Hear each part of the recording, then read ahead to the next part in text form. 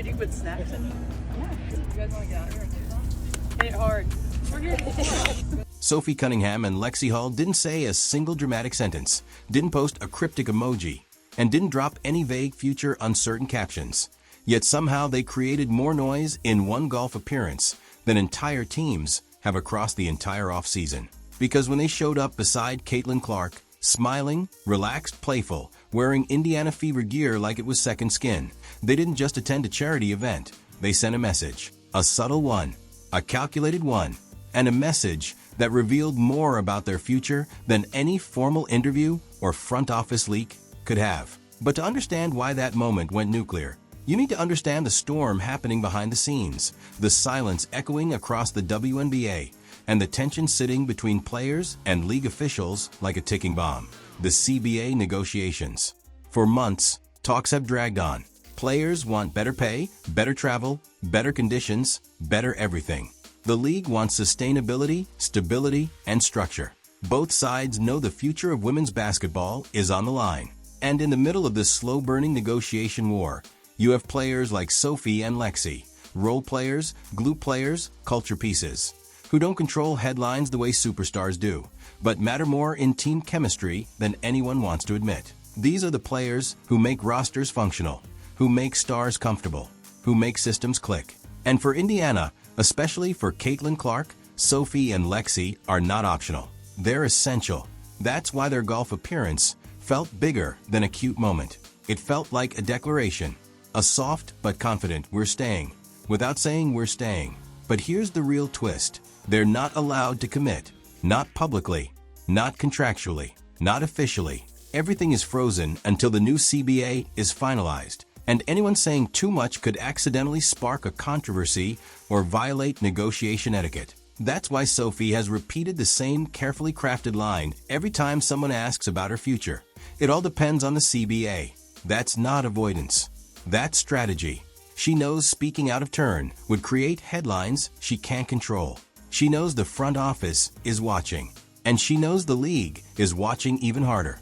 But the moment she stood beside Caitlin and Lexie at that event, laughing like teammates who don't want to go anywhere else, it told fans more than words ever could. Because chemistry doesn't lie. And chemistry is the one thing the Fever cannot lose. Indiana Fever rebuilt their identity last season, not just on talent, not just on young stars, but on culture, on cohesion, on collective buy-in, on belief. Caitlin Clark brought the spotlight. Boston brought the interior dominance. Mitchell brought shot creation and veteran presence. But Sophie brought toughness and grit, the kind that changes games even without scoring. Lexie brought hustle, spacing, and that rare glue energy you can't teach. Together, they created something most teams spend years trying to build. And the Fever front office knows it. That's why the golf appearance mattered. It wasn't random. It was intentional. It was symbolic. It was marketing, chemistry, and public messaging all at once. And it worked. Fans loved it. Media amplified it. And the narrative shifted from will they stay to they already look like next season's trio. But behind that optimism sits the one storyline nobody wants to admit. The CBA could still change everything. And not just because of negotiations, but because of the two leagues making noise on the outside, Project B and Unrivaled. Project B wants to attract big names with massive, multi-million offers. Unrivaled is trying to reinvent the system for young stars. Both carry financial weight. Both carry cultural influence. Both threaten the WNBA's current structure. And both have added even more pressure to already tense CBA talks. That's why Sophie's comments on Project B became such a hot topic. She said the truth. Players would naturally consider any offer that life-changing. But saying that didn't mean she wanted to leave. If anything, it showed she's aware, thoughtful, realistic, not impulsive. And the truth is, Project B isn't even targeting players like her. They're targeting big-time veterans. Meanwhile, Caitlin Clark has zero reason to leave the WNBA. She's already rewriting the league's financial and cultural landscape from the inside. And because of Caitlin's rising empire, basketball, media, endorsements, culture, brand power, players around her benefit. Their value increases simply by playing next to her. And Sophie and Lexie know this better than anyone. Indiana isn't just a team. It's a platform. It's exposure. It's storyline. It's momentum. And if you're a shooter, a playmaker complement, a competitor, or someone who thrives on chemistry, you'd be crazy to leave the perfect fit. That's why Lexie Hull, despite being a restricted free agent, has never acted like someone looking for an exit. Restricted FA means Indiana can match any offer anyway. But beyond the paperwork, it's the vibe, the energy, the comfort, the belief. Indy fits her. Caitlin trusts her. The system needs her. And she knows it. Still, the suspense won't end until the CBA is finally signed. And that's where things get even more interesting. The negotiations have been unusually quiet. No leaks. No dramatic disagreements. No headline-grabbing statements. And in the world of sports labor talks, silence is almost always a sign that things are moving smoothly. When both sides stop fighting publicly, they're usually finalizing privately. That's why front offices across the league, including Indiana, expect no lockout, no delays, no chaos. Which means that the moment the CBA drops, calls will be made, contracts will be offered, and the futures of role players will be settled fast. And Sophie and Lexie should be near the top of that list. Not because they're superstars, not because they dominate box scores, but because winning teams are built on combinations, on pieces that fit, on personalities that click, on lineups that elevate each other. And the Fever have one of the strongest trios in the league already forming. That's why fans reacted so strongly to the golf moment. They weren't reacting to an event. They were reacting to a possibility, a hope, a vision of a future that feels real. A vision where Caitlin Clark elevates Indiana into a contender. But she does it with players beside her who understand her game, complement her strengths, and vibe with her energy. A vision where the Fever become not just good, but dangerous. And that's where the controversy begins. Rumors have been floating for months that certain franchises, bigger markets, richer markets, are already circling, waiting, hoping the CBA opens the door to poach role players away from smaller teams. Because once a superstar emerges, everyone wants a piece of the orbit around her. And Caitlin Clark is the biggest orbit women's basketball has ever seen. That's why Indiana's biggest fear isn't losing Caitlin. It's losing the chemistry around her. The glue, the spark, the easy synergy, the effortless understanding. And that's what the golf appearance reminded everyone of. You can't recreate that in free agency. You can't sign that in a contract. You can't manufacture that in training camp. Chemistry is built, not bought.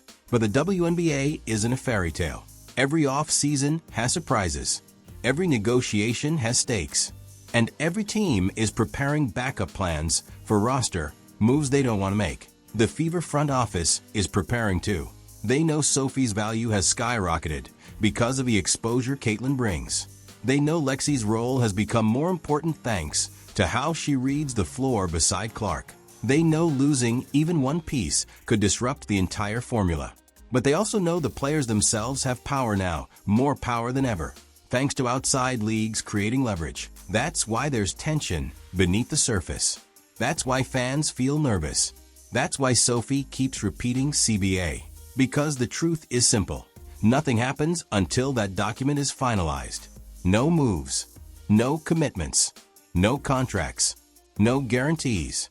And yet, the moment Sophie and Lexie walked beside Caitlin, wearing Fever colors, smiling like sisters instead of teammates, every cautious quote they've given suddenly felt meaningless.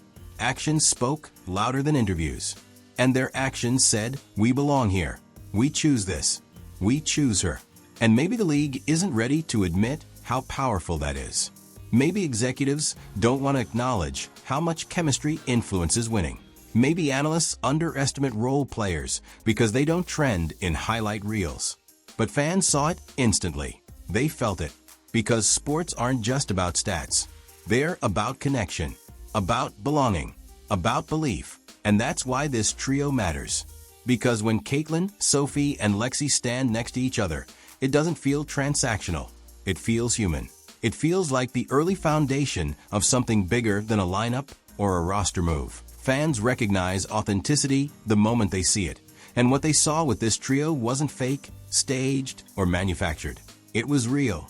The kind of real that reminds you why people fall in love with teams in the first place. not because of perfect stats or perfect plays, but because of the feeling that a group of players genuinely care about each other, and therefore care about winning together. And the truth is, the Fever haven't had that feeling in a long time. Years of rebuilding, shuffling, searching, and restarting. And suddenly, in one off-season moment, fans saw something they hadn't seen in over a decade. Hope that didn't feel forced. Chemistry that didn't feel temporary. A trio that didn't feel like a short-term experiment, but the beginning of an identity. Executives can crunch numbers all day long. They can analyze efficiency ratings, shot charts, spacing metrics. But none of those formulas explain why certain players elevate each other simply by sharing the floor. None of those formulas explain why Clark's passing becomes sharper when Sophie is spacing a corner, or why Lexie's off-ball movement becomes more dangerous when Caitlin starts manipulating defenses. None of those formulas explain why the three of them look more relaxed, more confident, and more themselves when they're together. Chemistry isn't measurable, but it's undeniable. And that's why fans are so protective of this trio. Not because of hype, not because of marketing, not because of headlines, but because they sense something to forming that doesn't happen often. A natural, seamless blend of personalities and skill sets that feels like the start of a core. A core you can win with. A core you can believe in. A core that makes you excited for every practice, every game, every moment of the journey ahead. Maybe the executives will catch up. Maybe the analysts will eventually see what the fans already know. But in Indiana, the truth is already clear. Chemistry isn't a bonus, it's the engine. And this trio, they run on something stronger than stats. They run on connection. And that's why they matter. When the CBA finally drops and the scramble begins, don't be surprised when Indiana's first moves are quick, clean, and decisive. Don't be shocked if Sophie's contract gets handled immediately. Don't be surprised if Lexie's restricted tag becomes irrelevant, because she doesn't want to go anywhere. And don't be surprised when this trio walks into training camp next year with even more confidence, even more chemistry, and even more pressure to deliver. Because the truth is, Indiana doesn't just want Sophie and Lexie back. They need them back. The culture needs them. Caitlin needs them. The future needs them. And the league knows it too. That's why this isn't just a roster decision. It's a moment, a turning point, a silent promise wrapped in a golf outing that said more than any contract ever could. And when everything finally unfolds, when the ink dries, when the negotiations end, one thing will become clear. This wasn't the end of the story. It was the beginning, because this trio isn't done, not even close. In fact, what happened on that golf course might end up becoming the defining snapshot of an era before the era even officially starts. Because if you look closely at the moment, the body language, the comfort, the unspoken understanding, it didn't look like three players from a team caught in uncertainty. It looked like three players who already knew where they would be next season. Three players who weren't waiting for contracts to validate their connection. Three players who had already chosen each other long before the league signs off on the paperwork. And that's the part the outside world keeps underestimating. They see contracts, depth charts, salary caps. They see offers, negotiations, clauses. But players see something else entirely. They see trust. They see safety. They see compatibility. They see the kind of rare alignment that doesn't show up on a stat sheet, but shows up in wins, in locker room culture, in the moments where games are slipping away and only chemistry can save you. And Sophie, Lexie, and Caitlin have that kind of chemistry, quiet, natural, and powerful enough to build around. The Fever know this. Their front office knows they've stumbled into a blend you don't mess with unless you absolutely have to. And they won't have to. Not if the CBA stabilizes the system the way insiders expect. Not if players' needs are finally met in ways that prevent outside leagues from becoming threats instead of alternatives. Because while everyone else waited for big statements or controversial announcements, the loudest message came through laughter on a green field in the middle of the offseason. That message said, "We work together, we fit, we elevate each other." And when athletes find that, they don't walk away easily. The truth is, Caitlin Clark isn't just a generational talent on the court. She's a gravitational force. She changes locker rooms, fan bases, TV ratings, sponsorship landscapes, franchise futures. And Sophie and Lexie aren't blind to that. They know that playing alongside someone like Caitlin doesn't just help them. it transforms them. Their brands grow. Their visibility grows. Their confidence grows. Their roles become clearer, more valuable, more defined.